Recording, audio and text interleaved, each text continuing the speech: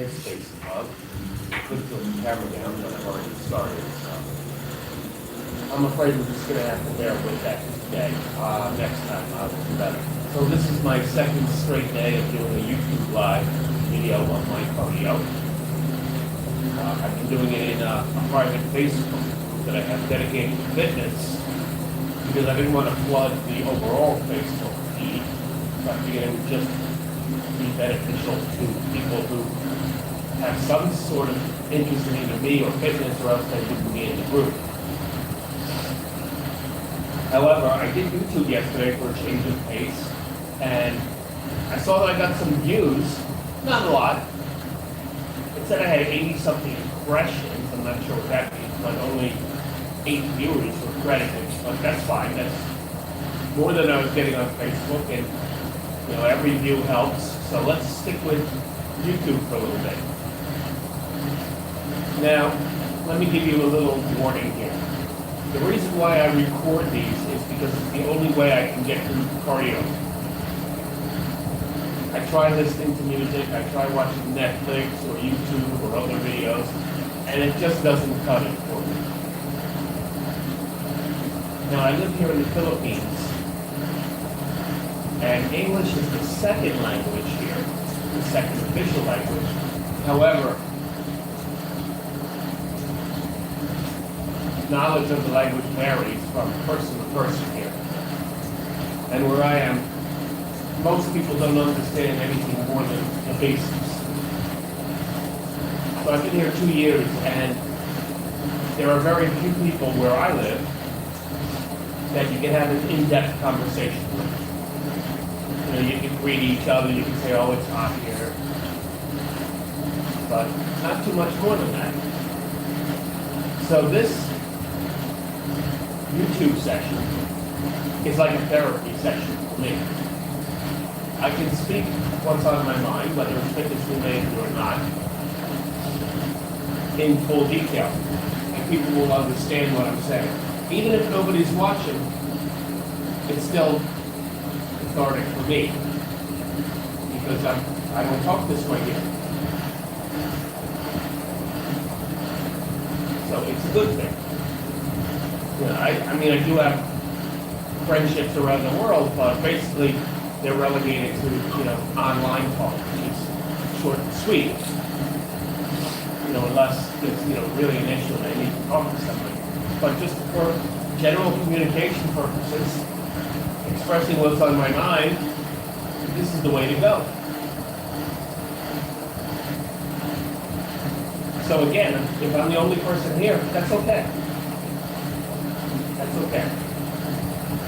Now, speaking of YouTube, I got a message from an old wrestling buddy of mine that said that it would be a good idea if I did some commentary on my old matches. And I do think that's a good idea. However, most of them I don't have anymore. I mean, this is how long ago I started. Most of them were on VHS.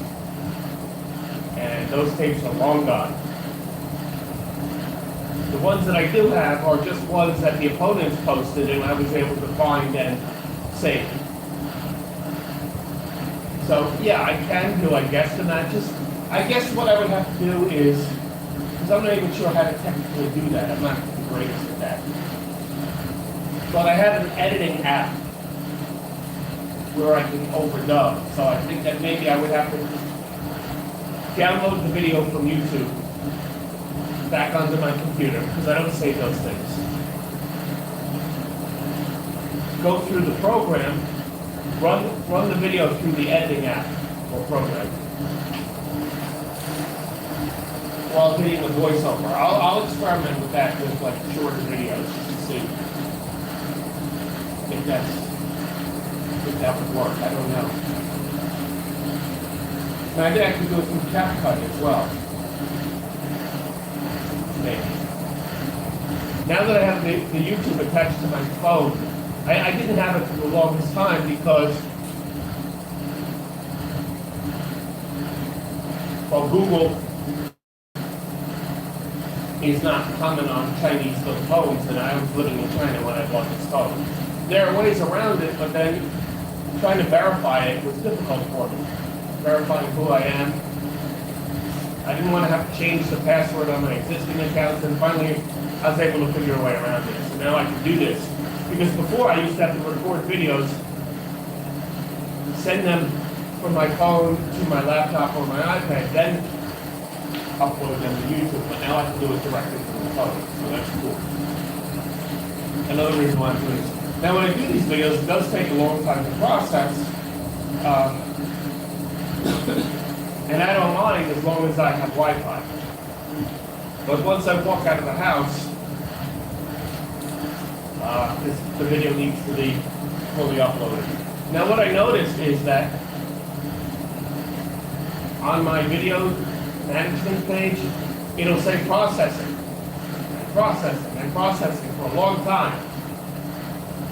But then when I navigate elsewhere on the channel, it's there. I sound like Arnold Schwarzenegger in Pumping Iron. There was a scene where they were lying in the sun, and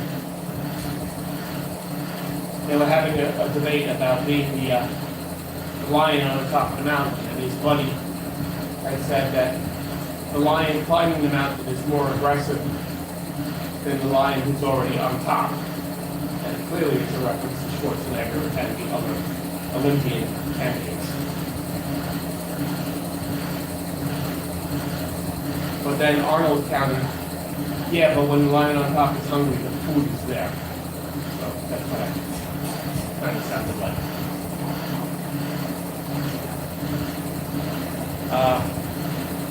Totally lost track of what I was saying.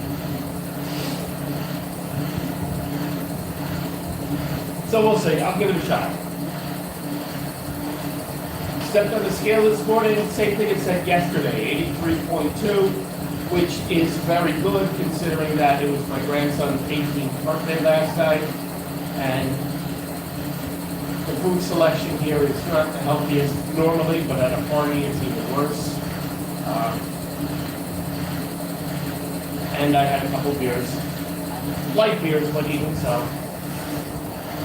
Now, since I haven't been doing these on YouTube for a while, my scale has an issue, and I call it stuttering. And it gets on a jag for 2, 3 days, sometimes even 4, where it says the same exact weight, and I don't believe it. I think it's just stuck on a previous number. And what I do is take out the battery, switch them around, put them back in, and I get a different number on the scale. Sorry, there. Cobweb here. Spider web.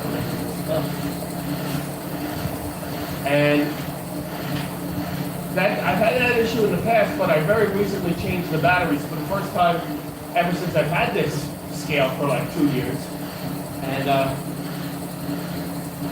I don't know if the stuttering was a battery issue, or it's doing it again, or I just happen to weigh the same. So I'm happy that it's the same, considering the party last night.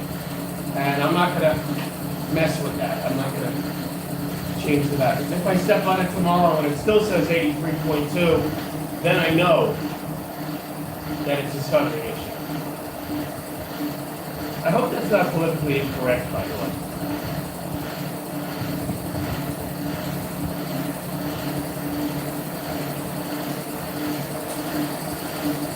So I did as I stated yesterday, chest and triceps in the morning to accommodate being able to leave on time for my grandson's birthday. I did my cardio later. And that's when I recorded live, by the way.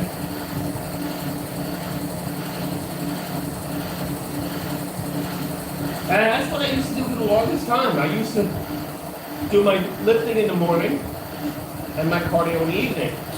But about 2 months ago, I switched it up because I started training clients online a couple mornings a week. And the cardio is pretty much the same time, 50 minutes every day. It's fixed, it's constant. But the workout obviously can be 50 minutes, it could be an hour, it could be an hour and a half, or in the case of chest and triceps, it could approach 2 hours. So, in order to accommodate my clients and my work schedule, we own a very small convenience store here. I show up at 10 every morning. I don't have to show up. I'm not on a clock. I am the owner, or one of the owners. But I do like to be consistent with everything in my life. So I show up at 10. So in order to ensure that I can make it on time and do all the things that I need to do for myself in the morning, including making my breakfast and my food prep for the day, it just made more sense to do the cardio in the morning, like I'm doing right now, and to lift later. And even though I only made this switch a couple months ago, I've been well aware for a long time that studies show that you're stronger later in the day than you are in the morning. That didn't ever really make sense to me because when I wake up in the morning, that's when I seem to be the most energetic. My body is fresh, or at least it is in my opinion. So after, working a full shift in the heat, and coming home and lifting, I thought I would be sapped, I'd be drained. But it seems to be working. As always, the hardest part about it for me is that first step into the gym. Once I get my first set in, no problem, I'm there. I'll be finishing that workout no matter how long it takes. However, it's that convincing myself to go into the gym. And I don't really have a problem with it. I love training. I love being in the gym. I love seeing the results. I love overcoming challenges and obstacles. I mean, if I'm not in the gym, I'm thinking about the gym. Pretty much 24/7. And I say 24/7 because it's in my dreams too, in some fashion or another. But a lot of people have that same situation where the hardest part of their workout is actually stepping into the gym itself. Well, it definitely makes it easier for me because I train at home. So, when I lived in New York, for example, and I would train after work, I'd come straight from work to the gym.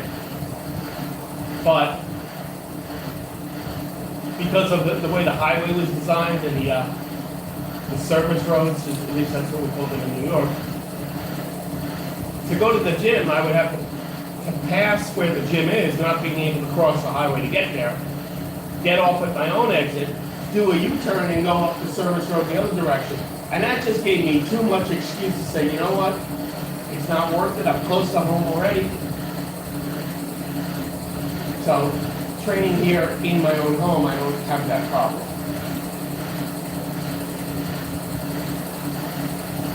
The bathroom is right next door. There's never a line.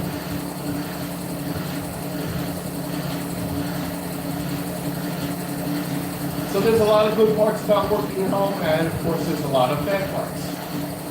Why don't we focus on that? Okay, good parts, as I said, there's the convenience is right there. You don't have to wait for any machines, is another good part. The facilities are close and clean. You don't have to deal with other people's music or their tripods or whatever is going on there, their noises. One of the gyms I went to in China, the guy made insane noises with each and every lift. And then I look over at him and he's lifting 20 pounds. And I'm like, are you serious? On a similar note, in another gym in China, there was a guy who was dropping all of the weights with emphasis. And he was only doing 20 pounds. I'm like, I thought that he was doing 200 pounds, but the way he was dropping the weights with a thud like that.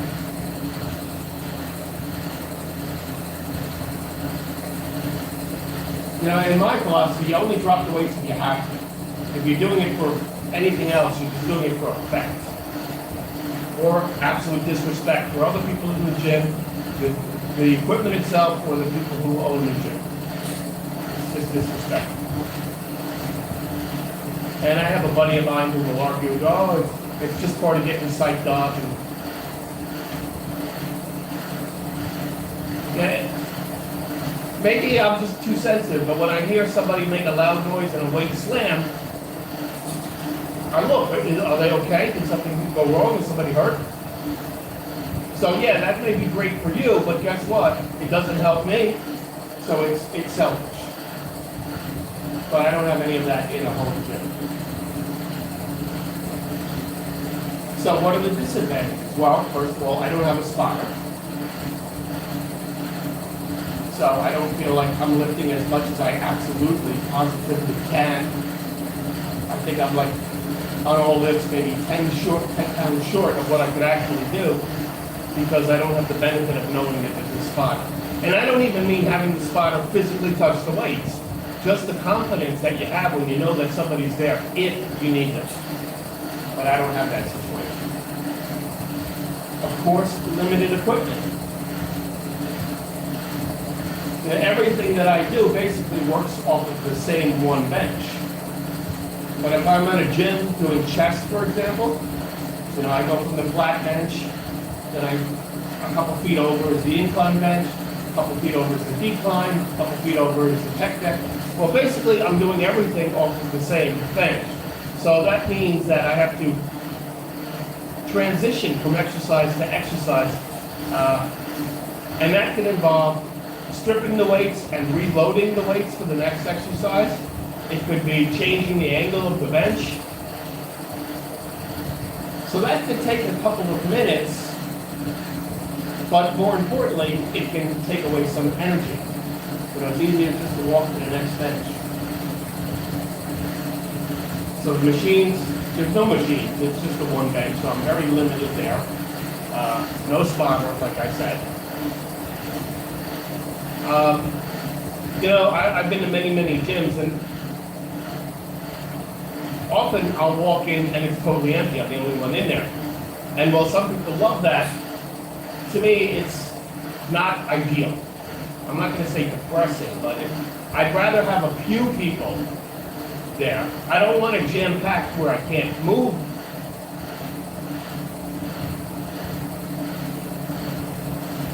But I do want, you know, to kind of feel the vibe of other people exercising.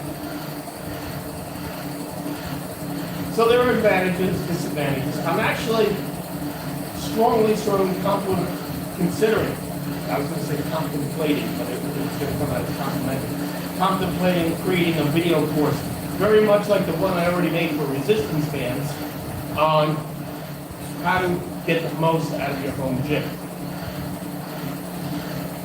Because I have a very modest, I would call it entry-level bench, but I've made several simple, inexpensive modifications on it so I can do more exercises. With the way the bench was originally designed, there was no way I would be able to do a squat or an overhead press. So we built extender tubes.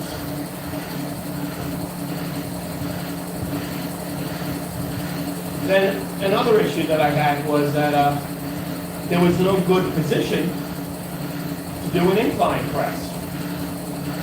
So just recently we drilled holes down lower on the extender tube, so now I have an extra pair of holes that I can use to support the weight. And I made a bunch of modifications. I have, it's not weighted properly, so I have cinder blocks on one of the feet. So some of it is with actual gym equipment, and other is just with do-it-yourself. Well, I don't really do it myself. I'm not that good at that, but I have people who are good. I can come up with, you know, this would work better if we did this, and then I have people who will be able to execute my idea.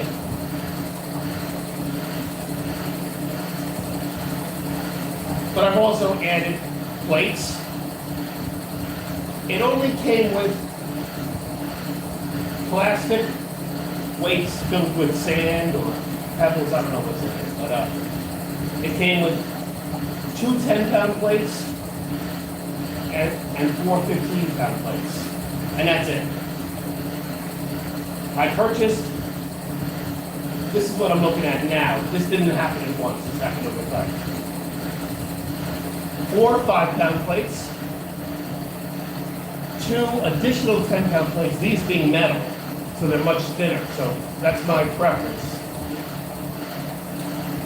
4 20-pound plates, metal, everything else is metal, I would never buy plastic. 2 30-pound plates and 1 50-pound plate. I will get another 50 in a couple of months. I space things out, just not to create trouble at home. On top of that, I bought a rope handle, a V handle. It came with the straight bar, about 4 foot, which quickly made itself obsolete. So I purchased a 7-foot bar. I purchased an Easy Pro bar. It came with the pull-down attachment, a straight bar. But that's where I use either the rope handle or the V handle, depending on what I'm doing. And I use a straight bar too, of course.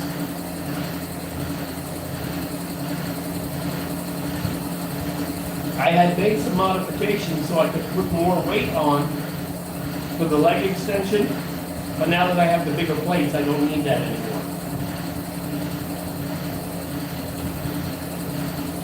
I was using resistance bands also, wrapped around, especially like on the lat pull down, to give it additional resistance.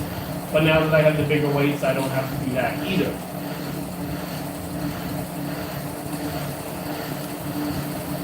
The space is very cramped, and I have to make constant adjustments as I add different exercises because I need clearance. And now I moved the desk in here because I'm doing a very small, tiny little desk, because I'm doing the online courses in here as well. But logistically, it took me a couple of days to figure out the best location for everything. Even the bike is in the gym. But having the weights smack dab in the middle of the room makes sense, looks better, but when you're using that 6-foot bar, sometimes things get clipped. When I'm doing the bench press, I have to make sure that I stay clear of the exercise bike, so I push that back a little bit. When I'm doing a squat or a bent over press, I have to make sure that I'm clear of the desk chair. And now that I'm doing a T-bar row, I have to make sure I'm clear of the bench itself.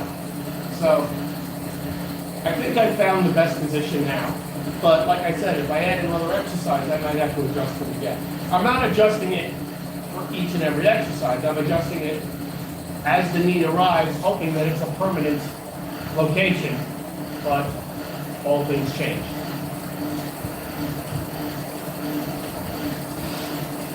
So it is Saturday morning here. I started at about 6:30 a.m. Like I said, I do 50 minutes. The channel here that has access to WWE has been out all week. So normally I try and get everything done so I can watch at least an hour of wrestling before I go to work.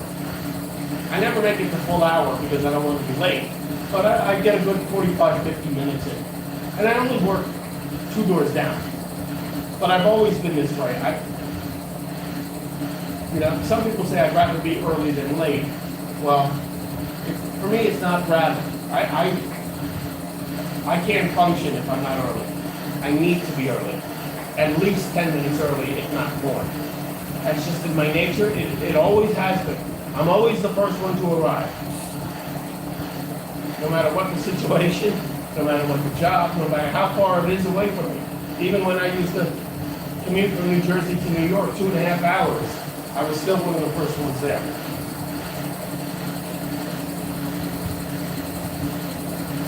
thinking that I'm working in a store that I own 2 houses away. Still want to be early, want to do what I need to do before I have to deal with the job itself. And since I have a loving granddaughter there, who's going through a puppy phase right now, who always greets me as soon as I get there, those 10 minutes are very valuable to me. I can get to spend some bonding time. Now, it's a very unstructured little business. It's in front of a house, and it's in like a shed. It's a shed-like structure, I like to call it. So my granddaughter has access to me all day long, and that's great. But when she comes up to me, like I said, she's in a puppy phase right now, so she comes crawling very quickly on all fours to me. She can easily walk. She's been walking for a year. And licks the top of my palm. I know we're playing puppy. She's been doing that for like the last week now.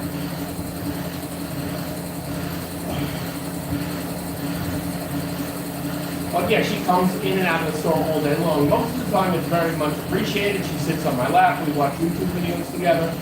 But sometimes when I'm trying to help a customer, and a lot of times when I'm backed up and I have 2 or 3 customers, they don't understand the concept here of waiting their turn.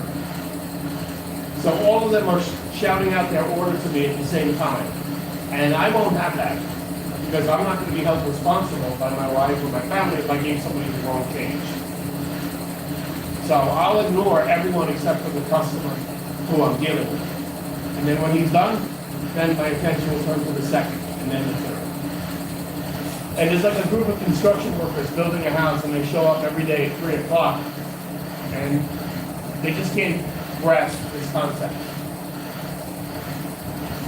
Nice enough guys, spend enough money, but all ordering over each other. And when I got my 2-year-old daughter clutching at my leg at the same time wanting attention, it can be frustrating.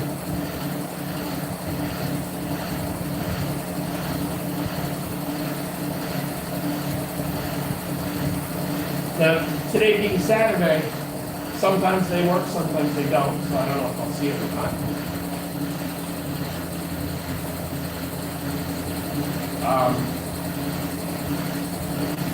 I will be doing back and biceps later. I've recently streamlined my workout. I've changed it up a little bit.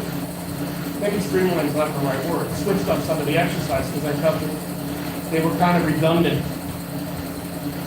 In the fact that, for example, I was doing a bent over row followed by a T-bar row, and to me it felt like they were pretty much engaging the same muscles. So I'd rather, hit all of my back. So what I did was, and also the transition from the bent over row to the T-bar row was time-consuming and difficult, and there were balance issues when you remove the weights from the bent over row. You're pulling the weights off the bars, and you got to pull them off, put the weight down, and quickly run to the other side before it tips over. So what I'm doing anyway is, now I'm doing T-bar row for my first set. Then I use the V handle and I do a high row. So I'm still working on rows, the thickness. And then I do a standard lateral pull down, which is for width.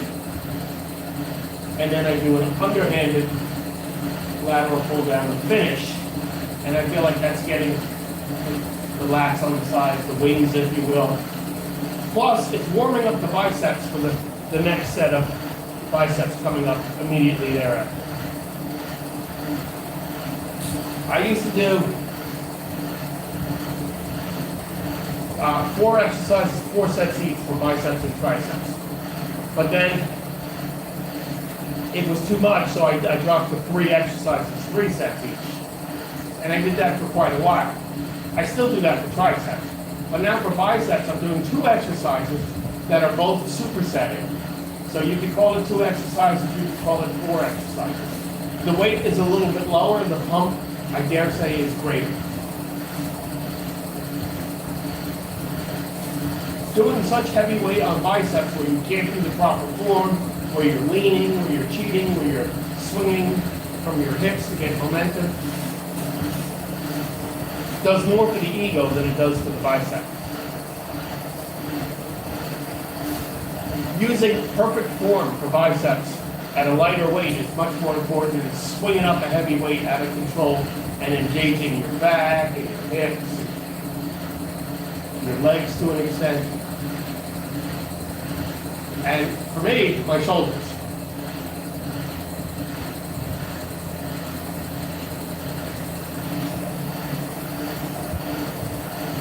So I'll be doing that at about 5:30. I work till 4.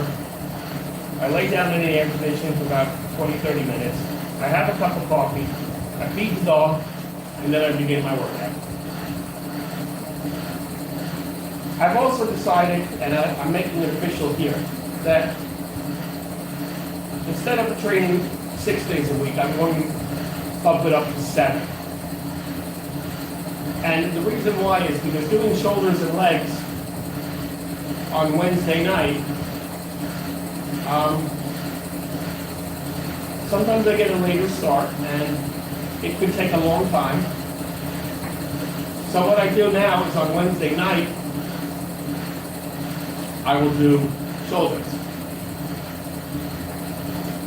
On Thursday, whether it's the morning or the night, I will do the legs. And when I do it that way, I add an additional exercise and more weight to each of those different muscle groups. So instead of doing 4 exercises for 4 sets, I'm doing 5 exercises for 4 sets at a greater weight and intensity. So, yeah, I still feel like even though I'm training every day, by the way that I train, the muscle groups that I train on a given day, they're resting 3 or 4 days before I lift again. So does it matter if I'm not taking a day off, if I'm not training that same? Because on Friday I'll do chest. The last time I did chest was Monday. So whether I have Thursday off or not, I don't really feel like that's affecting me, especially if I was doing legs. And I debate this all the time, and I finally said, you know what, just split them. You're happier that way. I already do that on Sunday, my other shoulder leg day. I do shoulders in the morning and legs in the evening. So why not split it over 2 days? Or my other option is to, on Wednesday, instead of doing cardio in the morning, do shoulders, and then in the evening do legs. And just skip cardio for that one day and still have my off day. That's another option too. Do it like I do it on Sunday. Except that I do, now that I'm thinking out loud, I have my training session 6:30 a.m. on Thursday, so that's probably not a good idea. Well, yes it is, because I'm doing this on Wednesdays. Yeah. I can do that. Either way it'll work, I don't care.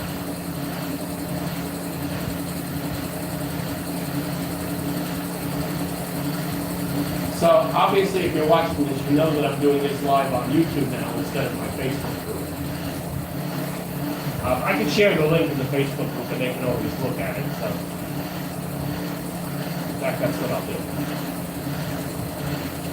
Speaking of YouTube, I'm now up to 1,632 subscribers, I believe. I didn't check this morning, so that might be the same thing I said last night. Each and every subscriber is important to me, and I feel a sense of satisfaction every time the number goes up. I don't care if it's going up by 1, 5, 10, 10,000. As long as it's going up, I'm happy. You know, I always profess progressive overload. Always. And a lot of people think I'm just talking about my workouts in the gym. But my whole life is basically, these days anyway, based around progressive overload. Just making gradual improvements, step by step. Always doing it better than the last time. So getting 1 subscriber, that's progressive overload. If I get 1 new subscriber every day. And I'm happy with that. And you may be watching me on YouTube because you like fitness videos, but there's so much more on my channel. I've been a professional wrestler on and off for over 20 years. So I have a lot of matches uploaded to my YouTube channel. Not your cup of tea, how about travel? I lived in China for 5 years. I lived in Cambodia for about 6 months. I've been in the Philippines here for 2 years, so there's lots of videos of my traveling here. Activities that we've done, places we've gone to, restaurants that we've eaten at. Just things that strike me as different from what I'm used to and video worthy. I even have a couple cooking segments up, not too many. I had bass fishing segments from 15 years ago. When I initially retired from wrestling, I needed something to do with myself, so I decided bass fishing for some reason. And I dove headfirst into it, like I dive headfirst into everything. And in just a couple of months, I went from never having fished in my life to fishing off a local bridge with worms to competitive bass fishing, which I was not ready for. And my entire first season, I only caught one fish. And to be honest with you, it was undersized, but the rest of the team, it was just a team tournament. It wasn't against other teams, which we do quite frequently. They let it go because they knew I caught nothing all year. I wasn't a threat to anyone, so they just counted it out of pity, I guess. But then the next season, I started feeling it and improving. And by the third season, I was winning tournaments, or at least my boat was winning, and in large part because of my catch. Even though I was not the experienced fisherman, we won the state championship because I caught 4 fish and nobody else. And this was a team versus team, so we had 4 boats, 2 people each, 8 people, and I was the only one who caught fish, and I caught 4 of them. And every other boat had the same luck. The nearest competitor only had 1. So we won the state tournament. I was named Member of the Year. But I told them I'd rather being called Most Improved was more important to me. So they created that award for me. So I got a lot of videos with that. And like I said, I went all out. The first thing I did was buy a canoe because I thought that was the easiest, but it was the cheapest, but it was definitely not the easiest. And I only used it like once or twice and I hated it. So then I bought a small John boat and I was towing it on my Mitsubishi Galant, but I still found that boat limiting with all the equipment. You can bring 14 rods with you, and believe me, I brought 14 every time. All pre-rigged, so to save time. I had a depth finder, I had a, what you call it, the trolling motor, but I still wanted to upgrade. So I bought a bigger boat, which meant that I had to buy a truck. So I got a 17-foot bass tracker, 2 trolling motors, one in the front, one in the back, depth finder, live well, as much as I can include on that. I tuned up the motor so it would, well, I didn't do it, I can't do it, but I had somebody make some adjustments on the carburetor that made the motor more powerful, which was kind of funny because very rarely did we fish in, out of our 20 tournaments a year, 2 of them were on lakes that allowed unlimited horsepower on the engines. Most of them didn't allow the engine at all, but the ones that did had a 10 horsepower limit. Only a couple of them could we go all out on. And all out at 35 horsepower is not the same as when I went to Texas and fished with Byron Belgian. BASS is getting my sports mixed up. Professional, and he was on the Bachelor, and he's on ESPN. And I had taken a fishing trip with him, and his boat went 220 horsepower as opposed to my 35 horsepower. And big difference.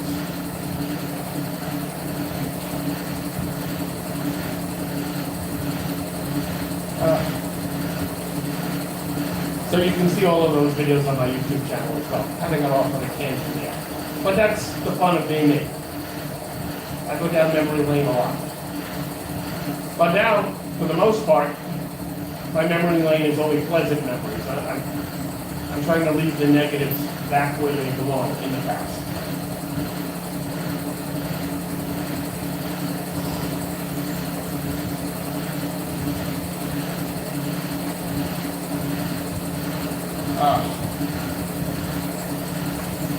So I completed week 2 of the 8-week program for the Beat Studio. And I'm very excited because we just launched mid-February. I finished 2 weeks, which is 4 sessions. And there was no technical glitches on my end or my members' end. That didn't sound good. While some of the other trainers were still experiencing difficulties, which have since been rectified by tech support. But it was just funny because with the test classes, I was having the most difficulty. But when the actual classes started, mine were incident-free. Not one issue. So kind of ironic. And I'm not the only one to notice that. You know, all the other coaches live within the city limits of Manila. I'm 8 hours away in a very rural part, so Wi-Fi is shaky sometimes. But the fact that I'm doing my classes so early in the morning, I avoid all of the internet traffic. Basically, when we did the testing, for the most part, we did the testing at 5 o'clock at night, at 7, even at 9 at night, when everyone's online. And that's where we had the most disconnections. But we haven't had any disconnections when I do my class in the mornings. So doing the test classes at those hours, in retrospect, in hindsight, probably was not a good idea. But, like I said, things are up and running. Things have been going extremely smoothly. I enjoy the format. I enjoy interacting with my members. Right now, our target audience is for people who have adopted a sedentary lifestyle who would like to transition into a more active lifestyle. So we're doing 30-minute workouts for the most part. It might be a few minutes longer, a few minutes shorter, but 30. Mine are right now are 29 minutes.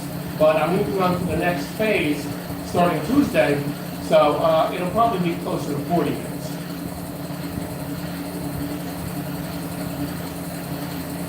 But there are 4 coaches in total.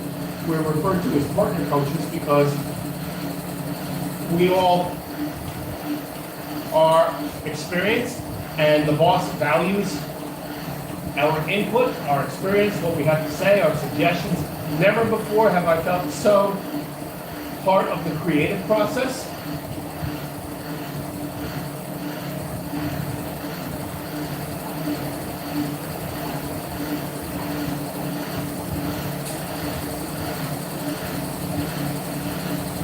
So involved in knowing that what I think matters, and to see the ideas I expressed actually implemented instead of in the past people just going, yeah, that's a good idea, and nothing ever happens with it.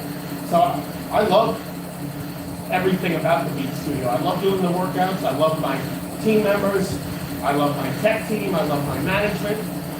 Theoretically, I'm management. That's why they came up with partner coach, because we're not just some of the freelance coaches. We've got a stake in the business, even though we didn't have to invest anything. So that's even better. So my workouts right now are full body workouts. We do every single muscle group within that 30 to 40 minute span. And we do it with body weight. And part of the idea is to nail down the foundation so when we step up to resistance bands or weights, people have a solid foundation, they have the technique down pat, and now we're just adding the weight into it. But quite frankly, the workout itself as a body weight exercise, if you are using good technique, if you're using dynamic resistance, which we cover, you'll get a good workout, you'll burn calories, you'll tone muscles. Will you become the Incredible Hulk? No, not with just body weight. But again, you've got to walk before you can run. And some of our clients are going to be very satisfied with the results they see just walking. Speaking of which, we have all kinds of motivating challenges for bragging rights, for prizes, for extensions on memberships, or discounts. And speaking of walking, our first challenge is a daily step count. Whichever team can average the most will win a prize. I believe it's t-shirts. And, you know, they didn't miss anything at the beat. We have developed a step tracker within the app. It comes free with your membership. So all you have to do each day is, at the end of the day, input how many steps that you've done. If you wish, there's an option to share a picture or an image. So if you took a screenshot, you can use that as well, but it's not required. We trust you. People dedicated to a fitness program tend to be more honorable. We all have a common goal.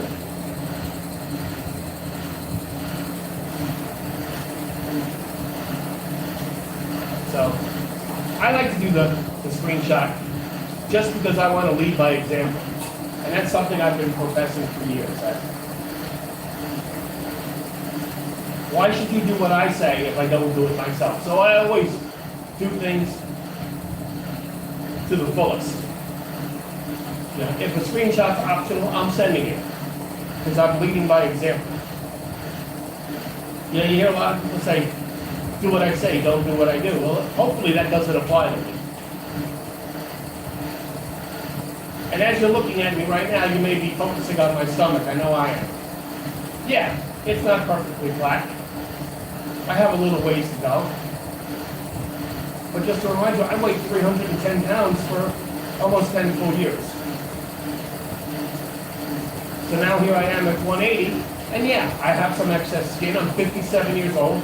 I lost a lot of weight, therefore I have the loose skin.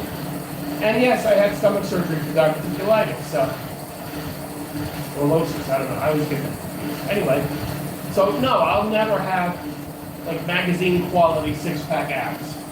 But I can start to see my abs, and I'm not done yet. I'm always a work in progress.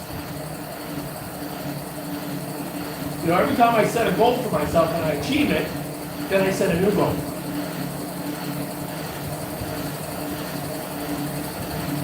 I don't want to think that I'm suffering from body dysmorphia, but I do want to be the best that I can be, and I'm happy with the way I look, but I know that I can look better. I think that's the difference. You know, I'm not like one of those guys who is a world-class bodybuilder, looks in the mirror and goes, oh, I'm small, ooh, I'm fat. No, I'm not to that level, at least not yet. But I do see that there is still room for improvement, that I am a work in progress, that, and besides, in this business, you can't rest. And I don't just mean business, I'm sorry. In fitness in general, you can't just reach a goal and then just stop practicing. Because whatever gains you made will soon be lost. You know, so people tell me, you know, how can I lose 10 pounds in a month? I get a lot of those inquiries through my business. And I'm like, well, I can help you do that, but you're going to put it right, you just can't lose 10 pounds and then stop. And that's what a lot of people, oh, I want to train for 3 months. and get myself in shape. Well, guess what? Yeah, you'll get in better shape, but you won't stay in shape. Fitness is not a band-aid. I like that. Copyright, trademark. Fitness is not a band-aid. It's a lifelong commitment. Oh, I'm hot today.